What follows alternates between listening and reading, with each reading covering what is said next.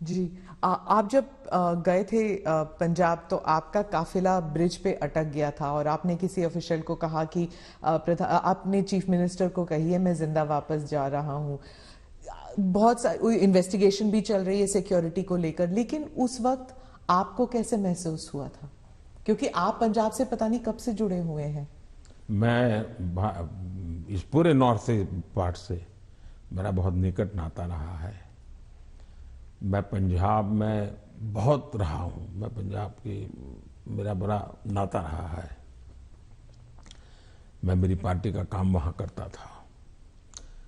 मैं पंजाब के लोगों की जो वीरता है ना, मैंने देखी है। पंजाब के लोगों के दिल को मैं जानता हूँ। मैं आपको एक उदाहरण बताता हूँ। मैं अपनी पार्टी का काम करता था। उस समय तो ये आतंकवाद बड़ी एकदम हालत बड़ी खराब थी। शाम के बाद कोई निकल नहीं पाता था। और मैं शायद मोगा में था या तरन तारण में था, मुझे याद नहीं है आज। और मुझे अगले स्टेशन पे जाना था, लेकिन कार्यक्रम के कारण देर हो गई। मैं और मेरे ड्राइवर दो ही थे, हम निकले। और दुर्भाग्य से हमारी गाड़ी खराब हो गई रास्ते में। हम कोशिश कर रहे थे, लेकिन गाड़ी चल नहीं रही थी। तो उस समय एक पुरानी एम्बेसडर मेरे पास थी। धक्के भी लगाए, कोशिश की। तो खेत में 2-3 लोग थे, सरदार थे। वो दौड़ते हुए आए। उन्होंने भी धक्के लगाने में मदद की, लेकिन गाड़ी नहीं चली। फिर हमने कहा भाई नजदीक से हमें कोई मैकेनिक मिलेगा कि नहीं मिलेगा। तो साहब यहाँ तो अभी तो कोई मिलेगा नहीं, बहुत दूर दूर है। फिर उन्होंने मुझे कहा कि देखो भाई, तुम्हें बुरा न लगे तो एक बात करो। मैंने कहा क्या? बोले तुम गाड़ी यहाँ छोड़ दो, तुम और तुम्हारा ड्राइवर खेत में हमारे साथ चलो, हमारी वहाँ झोपड़ी है, वहीं खाना खा लो और रात को रुक जाओ। सरदार परिवार, जिस प्रकार से उन्होंने मुझे संभाला। उन्होंने कहा भाई कुछ भी हो तुम सुबह जाना, अब यहीं रुक जाओ। बाद में उनको पता चला मैं तो भाजपा का कार्यकर्ता हूँ। वो कहा ठीक है भाई, तुम भाजपा के हो, कुछ भी हो, तुम आज रात मेरे यहाँ रुको। मैं हैरान हूँ जी। खेत में उन्होंने अपनी जो छोटी सी जगह होती है उसमें रखा, मेरा खान पान की व्यवस्था की। और सुबह उनका बेटा जाकर के एक मैकेनिक को ले आया, गाड़ी ठीक की। और मैंने पंजाब का ये दिल देखा है जी। इन सरदारों के भावों को जानता हूं मैं इतने। और मेरे तो गुजरात में, मेरे कच्छ में अंदर इतने मेरे परिवार हैं सरदार। मैंने जब लखपत में गुरुद्वारा का भूकंप में नुकसान हुआ था, मैं वहां गया देखने के लिए, मुझे बड़ा दर्द हुआ। तो मैं ऐसे ऐसे कारीगरों को लाया राजस्थान वगैरह बाहर से, कि वैसा ही मुझे गुरुद्वारा बना के दो जो गुरु नानक देव जी के जहां चरण पड़े थे। बनाया दोबारा। आज कच्छ के अंदर जो हमारे सरदार परिवार है, बहुत बड़ी मात्रा में है, खेती करते हैं। जब वो इसका बात का वर्णन, उनकी आंखों में से आंसू आ जाता है जी।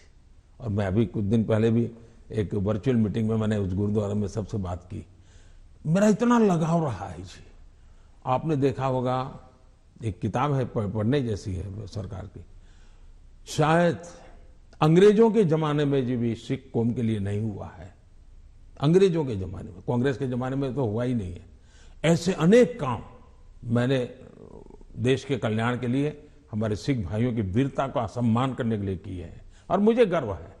चुनाव की जगह पर है, लेकिन मैं मानता हूं ये मेरे देश के वीर जवान है, मेरे देश के सच्चे किसान हैं। उनके कल्याण के लिए मैं जितना कर सकूंगा मैं करता रहूंगा। तो क्या उस दिन आपको ऐसे लगा कि ये राजनीतिक आंदोलन था, इसलिए ऐसे हुआ? ऐसा है कि इस विषय में मैंने पूरी तरह मौन रखा हुआ है, क्योंकि सुप्रीम कोर्ट स्वयं इसको गंभीरतापूर्वक इस बात को देख रही है। मेरा कोई भी वाक्य पूरी जो चल रहा है उस पर प्रभाव पैदा करे, यह उचित नहीं है। जो भी है सुप्रीम कोर्ट के द्वारा जांच कमेटी निकालेगी, जो सत्य होगा देश के सामने आएगा, और हमें तब तक इंतजार करना चाहिए। जी, आपने दोनों स्पीच में, राज्यसभा में भी और लोकसभा में भी, आपने कई बार कांग्रेस पर हमला किया। और कांग्रेस पार्टी कहती है कि आप आपने राहुल गांधी के जो एलिगेशंस थे, चाहे बेरोजगारी पर हो या भारत चाइना पर हो, आपने उसका जवाब नहीं दिया, उल्टा उन पर वार किया। तो पहली बात यह है कि हमला करने वाली भाषा न मैं जानता हूं, न मेरी वो प्रकृति है। लेकिन तर्क के आधार और तथ्य के आधार पर सदन में मैं कोई बात बताऊं, वो मीडिया के लिए गरम गरम मसाला बनाने के लिए हमारा शब्द उपयोग होता होगा। हम हमला नहीं करते, हम संवाद करते हैं। वाद विवाद भी होता है, टोका टाकी भी होती है, और वो विषय मैं बहुत हंसते हुए इसको स्वीकार करता हूं। मैं इसके कारण मुझे कोई नाराजगी होती, और मैंने हर विषय के तथ्य दिए हैं, हर विषय को तथ्यों के आधार पर बात की है। कुछ विषयों पर सदन में हमारे विदेश मंत्रालय ने विस्तार से कहा है, कुछ विषयों पर हमारे रक्षा मंत्रालय ने विस्तार से कहा हुआ है, और कुछ विषयों पर जरूरी जहां था वहां मैंने भी कहा है। और इसलिए इस प्रकार से जो सुनते ही नहीं है, जो सदन में बैठते ही नहीं है, अब उनकी कमेंट पर मैं जवाब क्या दूंगा। आपने कहा कि आपने मन बना लिया है, 100 साल आप पावर में नहीं आना चाहते, तो मैंने भी मन बना लिया। आपने क्या मन बनाया? हमने मन बना लिया है कि अब राष्ट्र को हम उस बुराइयों की तरफ जाने नहीं देंगे। हम देश में जनहित के लिए जीने वाले, जनहित के लिए जूझने वाले, जनता जनार्दन के सपनों को पूरा करने वाली व्यवस्थाओं को ही बनाएंगे, उसी को बढ़ाएंगे, उसी को चलाएंगे। जरूरत पड़ेगी तो उसको साथ देंगे। यही हमारा रहेगा रास्ता। हम जो देश को तबाही के रास्ते पर ले जाने वाले जितने तरीके हैं वो नहीं आने देंगे। ANI के साथ बात करने के लिए धन्यवाद। बहुत बहुत धन्यवाद। नमस्कार।